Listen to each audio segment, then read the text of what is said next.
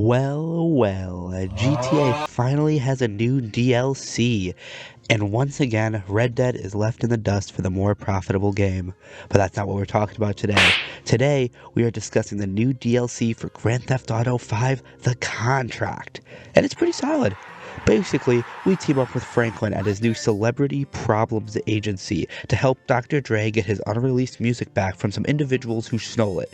Truthfully, not a bad story. It brings back some characters, as I've already said, Franklin from the story mode, who is always my favorite, and we even have Lamar coming back, and he's just as funny as he's always been. I love his voice actor. He really puts a lot of passion and just has fun with his work, and I can really respect that.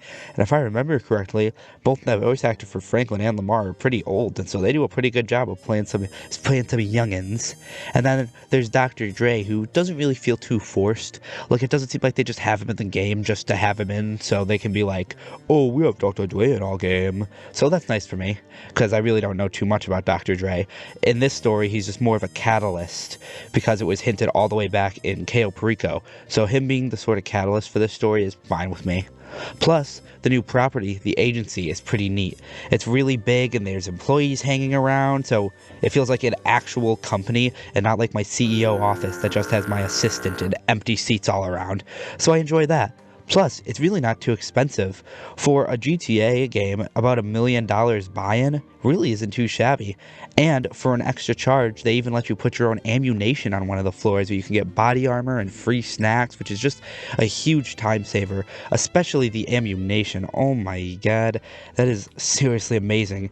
And at that ammunition, you can also buy the new weapons they added, the heavy rifle and the stun gun. And I gotta say, I love the heavy rifle. It feels kick-ass to fire, like I'm Fortnite John Wick or something. And the stun gun's just plain fun to use. That's one of like the troll guns, like the up and atomizer. I love it. Plus, it's used during the missions, the stun gun is, in like the DLC, so it actually has a purpose. I mean, it's also stupidly overpriced, but besides that, it's pretty dope. And the missions are fairly enjoyable as well. I mean, I'm trying not to spoil too much, but they have real interesting set pieces and have you doing some pretty fun things like raiding certain places that we haven't really raided before, and even kidnapping people, which has never been in GTA. That's more of a Red Dead thing. But besides the main story stuff, which almost functions as a heist since you have like setups and then you have kind of a big final mission, you have two other mission types, I guess. You have security contracts and payphone hits. The security contracts have you doing some like basic work, such as like getting a stolen artifact back for a celebrity or just killing an entire gang. That may sound crazy, but for GTA, you know, it's pretty normal. And they pay anywhere from $40,000 to $70,000, which isn't too bad for some basic missions. And then the payphone hits, similar to the single player, Franklin calls you from a payphone and then has you kill someone. Not only are they just really fun and cool, but you can make a solid $85,000 if you do the bonus method, which is basically something like shoot a box so that death looks like an accident. They're a little hard to see sometimes, but they're pretty simple, and you can do them every 20 minutes, so it's not too shabby. But there is one problem with the new DLC story missions and security contracts. A public session? Really? I mean, come on. These aren't missions that are necessary to be in a public session. It's pretty damn ridiculous to me.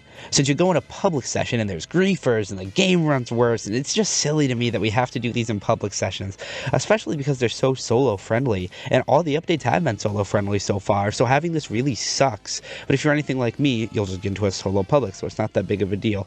But now, Rockstar's doubling back and saying that they never meant for it to be in a public session, which to me feels like baloney. Because why would they do that? Why would they just make it so that it's being a public session? So they go, oh, no, it was a glitch. But whatever. I mean, even if it is them doubling back, which is stupid, it's nice to know that they're actually listening to us, you know, since they really haven't done it in a while. But another problem I have is that I can see the missions getting pretty repetitive after a while. I mean, you can only do the same stuff over and over until you get bored, and these missions really suffer from feeling samey. The Dr. Dre missions don't really, but if you want to replay the Dr. Dre stuff over and over for grinding purposes, you're going to get tired of them eventually. Going through them again, though, I realized Rockstar really tried to make these have some amount of replayability. Like, they have special disguises you can wear, and them trying to use the new weapons and vehicles they've added. But even then, this almost setup of missions where it's like smaller missions lead to big mission like a heist, it just feels sort of played out. Look, it works for something like KO Perico since there's a lot of different options and alternate setups and things that you can do like that, but for something like this DLC where it's just one small mission, I really don't think they work as well. And I know they're two different things, the KO Perico and the Contracts DLC, but I think having options for missions adds a lot of replay value. Like, I think a really good way to remedy this for like the story missions and then the other side missions, like the security contracts mainly, would be to have stealth be an option, but maybe they revamp the stealth and make it so it's not so booty cheeks where one guy notices you and then all of a sudden an entire army's trying to kill your ass. Like, I think that could open up a whole new bag of worms for these missions. I mean, the Dre story missions really can't change since there is a story that they're trying to tell, which I understand, so I'm not surprised that stealth isn't a huge option there and most likely won't be. But the missions that really would suffer from repetitiveness, if that's a word, the security contracts don't really have that as an option. But I think for the main Dr. Dre stuff, the way they have it is fine, with some having stealthily disguises and others having you go in as one-man army. So I think in that regard it can be forgiven, but one thing that can't is how you only have the Dr. Dre kind of contract as a big thing for this update. It's sort of the heist for this update, but I really think that there can be more done with this celebrity solutions agency idea, which I wouldn't be surprised if Rockstar expanded on in a future updates, since if there's one thing Rockstar likes to do, it's suck the bosom of GTA until it's bone dry, so it would definitely not surprise me. But I wouldn't be upset about more content, especially for GTA, since I really do adore this game. I think I've got like something like 30 days in GTA. It really goes to show my virgin level. But overall, I think this is a solid update. It's a fairly cheap buy-in, the missions are pretty fun and pay well when you're first going in and doing them, but if you're someone who's planning on trying to grind these missions, I think you're going to get bored really quickly, especially with the Dr. Dre contract. But I mean, since it pays $1 million out each time after you first do it, I don't think it's an awful way to grind. And keep in mind, the first time you do it, you're going to have cooldowns in between missions. But when you replay, there are no cooldowns. You don't have to do any of like the kind of starting missions, like one where you go in like to a golf course with Franklin to kind of meet with Dr. Dre. You don't have to do any of that stuff. So if you love GTA and are just looking for a quick reason to come back to it for a little bit, I really think this is a great reason to, just to come back and experience the story. But if you're a grinder, I feel as though you're going to be bored to frickin' pieces after doing this heist the first couple of times, and most likely just go back to doing KO Perico since it pays more and it's just a little more fun.